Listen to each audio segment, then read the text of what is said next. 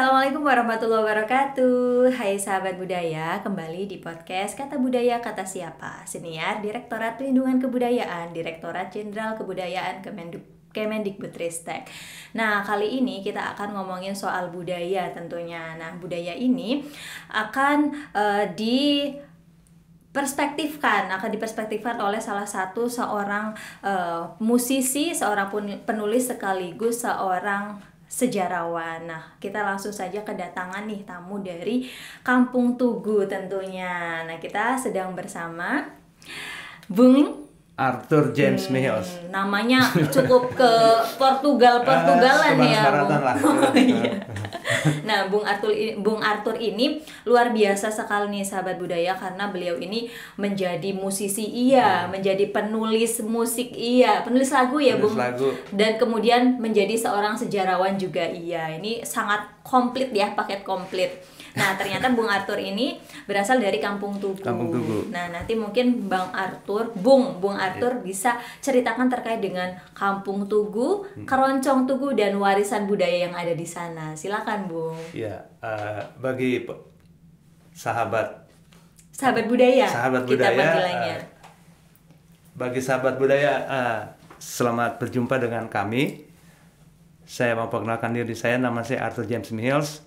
Saya adalah generasi ke-10 dari keluarga Mihiels. Mengenai predikat-predikat yang melekat pada diri saya itu sangat berlebihan.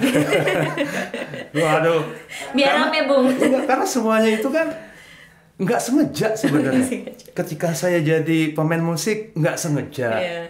Ketika saya jadi sejarawan nggak sengaja juga karena senang sejarah tubuh. Terus ketika saya mencipta lagu nggak sengaja juga. Jadi ketiga-tiganya itu kecelakaan. Kecelakaan yang membawa berkah ya, Bung. Iya. Tapi serunya gini. Ya, saya mau cerita kenapa saya main keroncong gitu, main bass. Keroncong lahir di Kampung Tugu. Di tahun 86 kita udah krisis pemain. Karena grup yang ada itu tidak melakukan regenerasi. Timbul rasa keprihatinan dari ayah saya, Aaron Julian Mihiels, yang juga dia di grup itu, kalau boleh saya sebut, Orkes Pusaka Moresco Tugu, itu pemain cello. Wah, dia gelisah. Karena tidak ada anak-anak muda yang main keroncong. Di tahun 86, dia kumpulin seluruh anak-anak muda dari berbagai macam farm, dikasih tahu apa itu keroncong, sejarah keroncong, dan tanggung jawab moral. Kemudian dia tanya, kalian mau nggak diajarin? Mau, Om. Ya udah, akhirnya dikumpulkan, dibentuklah kita itu. Belum pakai nama grup. Gimana caranya? Alat-alatnya belum ada. Ya cari dulu. Dengan alat seadanya akhirnya mulai berjalan. Ketika berjalan, nggak ada yang latih. Cari pelatih. Nah, mulai berjalan, alat-alatnya sudah mulai lengkap. Baru deh di tanggal 12 Juli 88 ini grup diresmikan. Namanya Keroncong Tugu, dan saya salah satu yang ada. Saya masih SMA kelas 3. Wih, anak muda main keroncong saat itu ya. Kalau sekarang mungkin banyak. Ini out of the box banget. Apalagi teman-teman saya tuh ngeband. Tur, lu ngapain main keroncong? Nama doang Arthur lu, katanya. Mainnya keroncong. Diajak main biliar nggak mau. Aduh, gimana? Jadi itu beban. Tapi balik lagi, tanggung jawab moral. Nah, tadi saya bilang saya nggak sengaja jadi musisi. Ya udah, gara-gara itu. Awalnya saya sih dari pribadi kayaknya menolak gitu. Karena memang saya ini nggak ada bakat musik. Tapi ya karena tanggung jawab, akhirnya saya main keroncong. Pertama main perunga, bass belum ada, saya main voli. Di tempat latihan saya itu ada bass. Kakak saya Andre, bass kita minta aja yuk, katanya. Akhirnya tukar sama tiang voli. Nah, ketika hari itu mau main, saya disuruh megang bass. Coba bayangin, megang bass aja baru ngelihat. Disuruh. Nah, itu akhirnya, tapi itu tahun 88. Sampai sekarang saya main bass ya kurang lebih 36 tahun. Itu yang nggak sengaja saya jadi pemain musik. Oke. Nah, terus kalau misalnya saya nggak sengaja jadi penulis lagu, juga gitu juga. Kita kan sering bolak-balik nih ke Belanda, jadi kita punya penggemar di sana. Nah, penggemar ini suka datang ke rumah juga, ke Tugu. Di tahun 2004 atau 2005 dia datang, dia bilang, dia orang warga negara Belanda tapi keturunan Maluku ya. Jadi dia berbahasa Indonesia, logat Belanda, logat Maluku. Kalau Katong kembali ke Tugu, kue mesti bikin lagu buat Katong. Ditantang nih gitu kan. Ya akhirnya nggak sengaja ada informasi sampai jumpa nanti di tanggal sekian Katong so ada di rumah. Berarti ini lagu mesti siap-siap nih. Nah, saya bikin lagu itu. Ya, judulnya Tanah Tugu. Itu saya bikin 2006. Begitu dia datang sudah jadi itu lagu. Tapi kesempatan kami di 2016 di 2019 kita ke Korea. Waktu itu ngedampingin Pak Gubernur Anies, Sister City, Jakarta, Tokyo. Lagu ini kan udah ada. Kita bikin klipnya di Tokyo.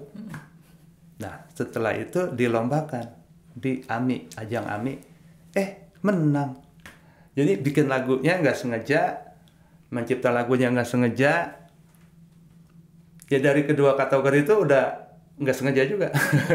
Berarti itu lagu pertama dan langsung menang AMI? Iya, tapi saya bikin lagu beberapa. Cuman lagu nggak serius gitu. Lagu-lagu lucu-lucuan seperti Balada Si Warung Kopi, terus Hahahihi, sama beberapa lagu religi lah.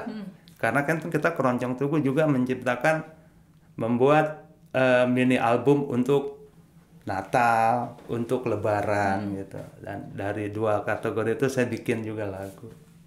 Baik.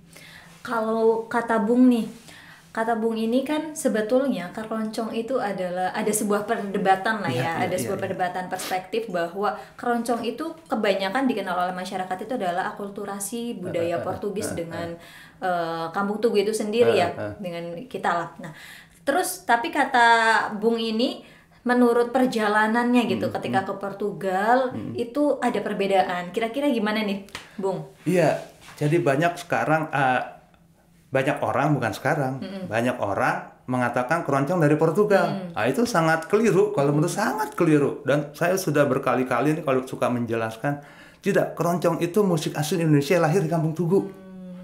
Dan tidak ada hubungannya sama Portugis. Kalau misalnya yang memainkan pertama kali adalah orang Tugu keturunan Portugis, iya, tapi di Kampung Tugu mainnya, bukan di Portugal. Dan musik itu nggak dibawa dari Portugal, tapi di Tugu tercipta. Kenapa seperti itu? Di tahun 2009 atau 2010 kita pernah kolaborasi dengan musisi dari Portugal. Kita main keroncong, mereka main fado. Ini nggak ada korelasinya. Dan mereka melihat, loh, ini jenis musik apa? Artinya mereka sendiri nggak mengenal. Nah, terus kesampaian di tahun 2016 kita kedatangan tamu, Master Cavaquinho dari Portugal, Senior Julio Pereira. Waktu itu kolaps.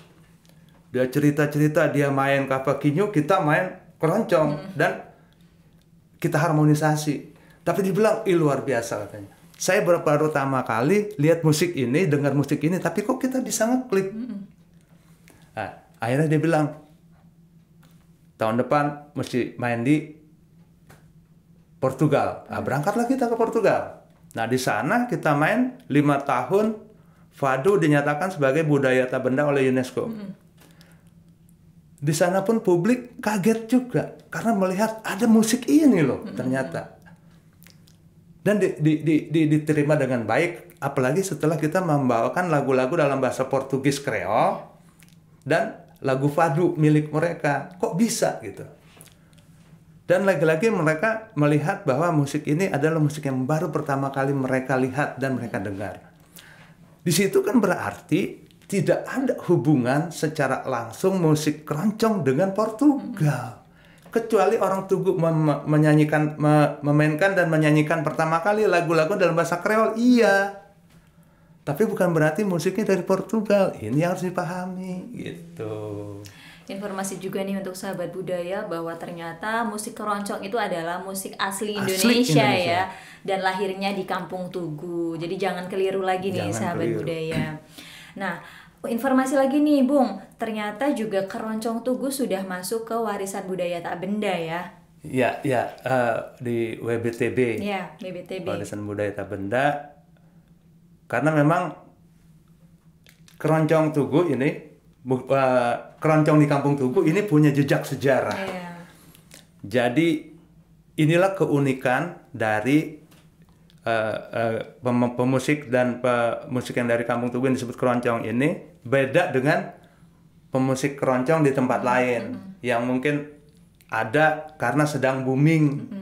Nah, kalau di keroncong Tugu sudah dijelaskan dari awal adalah tempat lahirnya musik keroncong di Indonesia yang menyebar ke seluruh Nusantara. Kalau dulu orang bermain musik keroncong itu gayanya sama semua. Mau dia ada di Jawa Tengah, mau di Jawa Timur, mau di Jawa Barat, mau di Batavia, semuanya sama. Nah, yang membedakan sekarang itu keroncong yang celulung gitu ya. Dengan keroncong yang kami mainkan di Tugu itu biasa jerung. Yang membedakan itu dari permainan itu pun baru ada di tahun 50-an. Ketika saat itu di Lokanata akan dilakukan live recording. Pemain cuknya saat itu Abdul Qadir, alatnya fals. Itu udah nggak ada waktu untuk dicun. Nah, dengan kejeniusan seorang Abdul Qadir ini, dia rubah cara mainnya, nggak digembreng. Kalau di jreng itu pasti fals. Makanya dia dikentul sama dia, tulung. Nah, rupanya ini baik. Akhirnya diikuti sampai sekarang. Iya. Tetapi kami di Keroncong Tugu tetap bermain seperti yang dulu. Malah kalau saya nggak bisa dikentul. Gitu. Nah, itu seharusnya ini diketahui juga oleh seniman keroncong. Kenapa sampai ada dikentul gitu? Ya. Iya. Saya mendapatkan informasi ini di Solo, di rumahnya Mbah Waljina. Saya baru tahu gitu. Ternyata terinspirasi dari keroncong Tugu itu ya? Iya, semua, iya, karena semua keroncong awalnya sama, cuman cara membawakan lagu-lagunya yang berbeda. Kebetulan kalau di Tugu awal-awalnya kan kita nyanyikan dalam bahasa Kreol, seperti lagu Yo ola teng unga gatu swaka belu pretu dretu yo suulu dungka bergonya buska filu bunitu. Itu kan bahasa Portugis yang telah jadi bahasa Kreol. Artinya apa tuh, Pak? Bung. Yo ola teng unga gatu. Saya melihat seekor kucing. Swa kabelu pretu dretu. Dengan bulu yang berdiri tegak. Yo suulu nungka bergonya. Saya melihat tidak berkedip, tidak bergerak, terkesima. Buska villa bonita. Mencari seorang anak gadis yang cantik jelita. Karena saya nyanyiin. Tapi kalau perempuan, buska filu bonito, mencari anak pria yang sangat tampan, gitu. Tergantung nyanyiin siapa. Tersirat ya. Dan itu masih panjang lagi. Dan lagu itu, ya orang Tugu menyanyikan lagu itu awal-awalnya. Gitu. Terus banyak lagi sebenarnya, bukan hanya lagu. Tadi kan judulnya Gatu Dumatu. Ada lagu Kafrinyo, ada lagu Yan Kagaleti, ada lagu Moresco, ada lagu Pronga dan seterusnya gitu. Dan itu semuanya dalam bahasa Kreol. Baik, Bung. Kira-kira nih, Bung, dari tahun 86 ya. 86 sampai dengan sekarang, Keroncong Tugu itu sudah menghasilkan berapa album dan single? Kalau album kurang lebih 5 ya. 5 ditambah 2 mini album. Terus beberapa single, ya saya juga lupa. Tetapi peredarannya di Eropa. di Belanda, di Portugal gitu, nggak di Indonesia. Kalau dalam bentuk keping CD ya, kaset, dari kaset CD. Kalau sekarang digital itu. Nah, itu juga kenapa harus kami buat ketika tahun 98 kami ke Belanda pertama kali, mereka tanya, "Mana kasetnya?" Loh, ternyata kita harus buat gitu. Nah, tahun berikutnya kita bikin tahun 99. Terus tahun 2006, 2008, terus selama kita diundang kita bikin terus. Baik lagu-lagu sendiri, lagu-lagu cover, atau lagu-lagu lama gitu. Oke, Bung. Oh ya, Bung. Kira-kira nih, Bung, dari banyaknya nih jenis-jenis musik yang ada di Indonesia, kira-kira bagaimana sih Keroncong Tugu itu bisa mempertahankan keunikannya? Iya, pertama, tak kenal maka tak sayang. Itu pepatah itu bener-bener dah. Jadi kan kalau di tempat saya ini sering datang nih anak sekolah, apa mahasiswa, anak SMA, anak SMP, anak SD. Masyarakat umum mau tahu tentang keroncong. Apa sih itu keroncong? Mereka berpikir keroncong itu musik tua dengan lagu-lagu tua. Tapi ternyata ketika mereka melihat, loh ternyata keroncong asik, bisa dimainkan dan dinyanyikan oleh anak muda dengan lagu-lagu kekinian. Nah, itulah salah satunya. Kalau kamu nggak kenal, kamu nggak tahu, maka kamu nggak akan sayang. Nah, ketika kamu tahu, ternyata mengasihkan. Caranya bagaimana supaya ini awet? Ya kita perkenalkan keroncong kepada anak-anak usia dini. Anak-anak usia remaja. Nah, ketika mereka sudah kenal, mereka akan menginfluence teman-temannya. Dan itu tuh kami lakukan dari tahun 2007. Ketika kami bentuk tim dari anak-anak keponakan, anak sendiri atau apa itu, dari usia sedini mungkin usia 7 tahun, 8 tahun, 11 tahun dan seterusnya. Mereka menamakan diri, grupnya adalah The Mardigars. Dan ini sangat-sangat menginfluence karena setelah mereka kita tampilkan di banyak tempat, orang ini melihat kok bagus banget gitu, lucu, dan ini menginspirasi banyak pencinta musik keroncong. Bahkan ketika mereka dibawa ke Surabaya di satu sekolah, menjadikan musik keroncong sebagai kurikulum. Jadi kalau kedepannya kita sudah nggak khawatir lah tentang musik keroncong, karena semakin kemarin semakin banyak peminatnya. Bahkan sampai tadi bisa bersaing ya di AMI Awards itu pun luar biasa ya eksistensi musik Keroncong Tugu ini. Terus nih, Bung, banyaknya lagu-lagu yang diciptakan dari musik Keroncong Tugu ini kira-kira terinspirasi dari apa aja sih, Bung? Ya, kebanyakan kami menciptakan lagu dari kenyataan. Dari apa yang kami alami atau kehidupan sehari-hari. Seperti penciptanya bukan saya aja ya, kalau di Keroncong Tugu. Ada saya sendiri, adik saya Sarce, adik saya Tino, teman saya Ilo. Terus kita bikin lagu bareng-bareng. Itu kebanyakan tentang berbicara tentang kehidupan sehari-hari. Dari yang ringan sampai yang berat. Iya.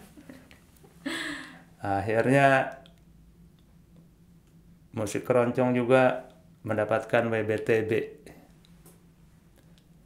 Di Tugu itu selain musik keroncong jadi dapat WBTB, ada peristiwa rabu-rabu dan mandi-mandi.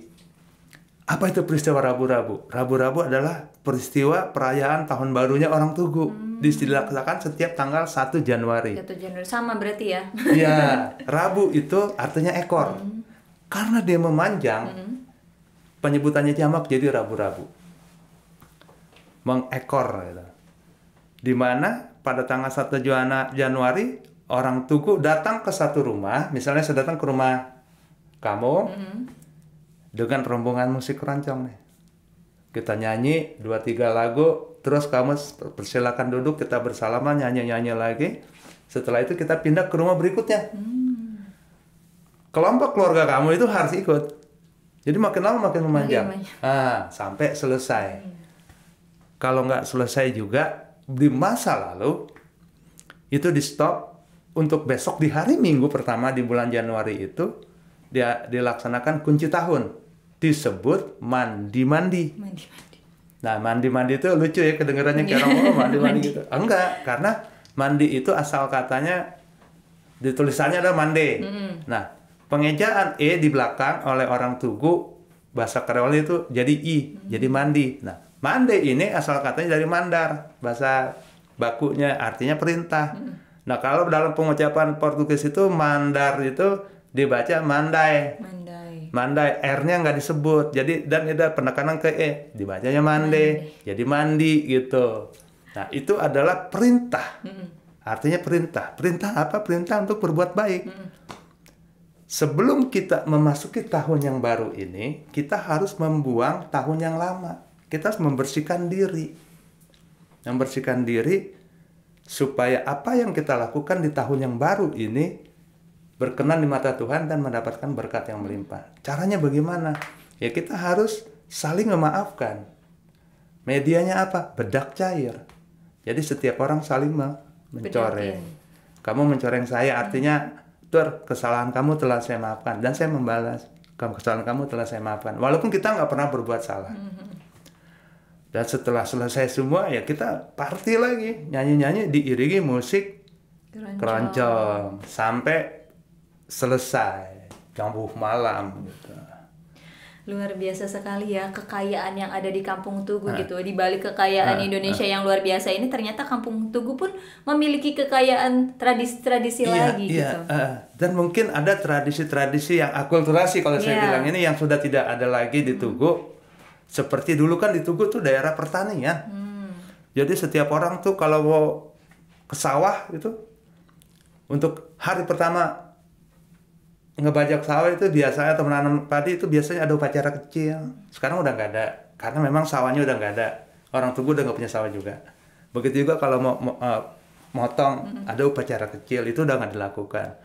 Kemudian di waktu-waktu tertentu biasanya dulu di rumah-rumah itu suka ditaruh suguhan kopi manis, kopi pahit, apalagi menjelang hari-hari besar itu sekarang udah nggak dilakukan. Itu udah hilang. Dan saya kira itu adalah akulturasi dari kebudayaan-kebudayaan yang ada di masa lalu. Seperti Hindu, Buddha, seperti itu. Di Tugu udah nggak ada lagi. Terus Bung, kalau misalnya kiat-kiat nih untuk menjadikan keroncong Tugu ini terus dikenal oleh Indonesia bahkan mancanegara, itu kan personilnya pasti semakin kesini semakin ini bisa terjadi regenerasi gitu. Untuk mengantisipasi itu gimana, Bung? Ya, emang saat ini kita bersyukur banyak sisivitas akademika yang sudah menyatakan kami akan meneruskan. Di samping dari kami sendiri yang akan menyerahkan tongkat estafet kepada generasi berikutnya, di pihak luar itu udah banyak bermunculan. Saya nggak khawatir ya. Seperti saat ini keponakan-ponakan datang, Om ajarin main keroncong. Teman-teman sekolah mau. Nah itu salah satu hal. Kemudian di salah satu universitas pendidikan di Kota Bandung, itu setiap angkatan harus punya grup keroncong. Nah itu, dan bukan hanya di sana aja, di banyak tempat seperti itu akhirnya sekarang. Lalu bagaimana caranya supaya bukan hanya lingkungan kampus, di lingkungan Tugu, ya kita harus memiliki banyak kegiatan sebenarnya. Kita mesti banyak membuat karya-karya yang dimunculkan, apalagi sekarang kan zaman digital.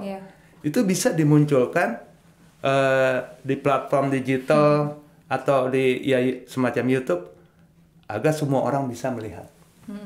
Kemudian kita tidak boleh lelah untuk mencari informasi dan melakukan komunikasi dengan pihak luar, manajemen-manajemen di luar yang bergerak di bidang musik dan budaya tentunya. Itu nggak boleh berhenti. Apalagi kalau ada musisi yang ngambek. Gimana tuh ngambek tuh? Ya itu lah kan. Nggak boleh itu. Bahaya Bung, nanti malah berhenti. Iya kayak waktu COVID ya. Itu kan banyak yang mandek tuh. Sih. Kan mungkin aja ada musisi-musisi yang ngambek, budayanya yang ngambek karena nggak ada dibantuan. Berarti memang perlu sekali ya partisipasi masyarakat, bahkan pemerintah gitu, Iya, untuk terus menjaga eksistensi salah satunya musik keroncong Tugu ini biar terus dikenal oleh masyarakat. Kami sudah berbuat, kami telah membuat sejarah kami sudah meninggalkan legacy. Tinggal teman-teman yang lain, stakeholder, pemerintah, masyarakat, dan generasi berikutnya yang meneruskan supaya keroncong tetap lestari. Betul. Terus Bung, kira-kira nih Bung, bagaimana sih cara menjaga kebudayaan keroncong ini melalui musik yang menurut Bung ini terus dilakukan gitu, akan terus dilakukan? Ya, pertama kali gini, sudahlah, jangan lagi perdebatkan keroncong ini asalnya dari mana dan keroncong ini bagaimana. Karena di kalangan tua itu tetap kekeh, nggak bisa keroncong asalnya dari ini. Padahal Civitas Akademika udah bilang, melakukan penelitian secara ilmiah bilang keroncong dari Tugu. Ya udahlah, nggak usah dipermasalahkan. Orang tua. Yang kedua, main keroncong itu harus begini. Itu kan membatasi. Kreativitas itu tidak bisa dibatasi. Betul. Ya sudahlah, kami bukannya tidak bisa mencipta atau memainkan musik seperti yang kalian inginkan, yang harus sekian bar. Tetapi kami juga harus ikut perkembangan zaman, harus ikut bisa bersaing dengan generasi-generasi yang baru yang menciptakan musik-musik baru. Kalau kami terpaku di masa lalu, itu kami tidak akan bisa bersaing. Begitu kira-kira lah. Ya. Tapi nih, Bung, cara bersaingnya ini sendiri gimana, Bung? Di tengah banyaknya musik-musik seperti pop, bahkan ada K-pop yang sekarang digandrungi oleh masyarakat gitu. Ya itu dari lagu-lagu. Kan sekarang banyak nih teman-teman, ada yang keroncong reggae, ada yang keroncong ska, ada yang keroncong Jakartaan, ada yang keroncong dangdut, ada banyak. Nah itu salah satunya. Seperti kami telah pernah ikut dalam Jambore 1000 lagu nonstop di Semarang. Nah, itu dari berbagai macam genre musik keroncong ditampilkan secara live 3 hari, nggak berhenti. Luar biasa. Iya, nah, itu salah satunya ya. Jadi pendengar musik yang lain bisa ikut mendengarkan, bahkan menyuarakan lagu-lagu keroncong juga, musik keroncong. Kami main di Lampung, itu komunitas teman-teman reggae ngumpul. Itu artinya kan kita bahasa musik adalah bahasa dunia, bahasa universal. Jadi nggak bisa dibatasi. Betul. Seperti itu. Nah, Bung, untuk menjaga dan melestarikan musik keroncong ini pasti Bung punya banyak suara yang ingin diungkap gitu. Silahkan Bung sampaikan kepada pemerintah apa sih kritik saran untuk demi berlangsungnya musik keroncong sampai nanti generasi ke generasi. Ya, sebagai pelaku seni musik khususnya keroncong, kami telah berbuat. Kami telah menjaga warisan budaya ini, dan saya bersyukur kalau di Jakarta Utara khususnya ya, Sudin Jakarta Utara itu concern. Terus Kepala Dinas Kebudayaan DKI Pak Iwan itu support banget. Kami bersyukur. Semoga di tempat lain juga seperti itu. Artinya pelaku seni itu butuh dukungan selain moral, juga material, event yang banyak gitu. Supaya kami hidup dan bagaimana dicarikan solusinya, karena kita kan tidak selamanya harus disuapin. Seperti orang itu bisa mandiri, dan tolonglah dibimbing kami ini seperti itu, supaya kami nggak jadi anak manja terus. Ya, betul. Karena sudah berusaha ya. Iya. Oke Bung, sekarang boleh nih Bung berikan satu quotes terkait dengan pelindungan kebudayaan khususnya keroncong Tugu. Ya.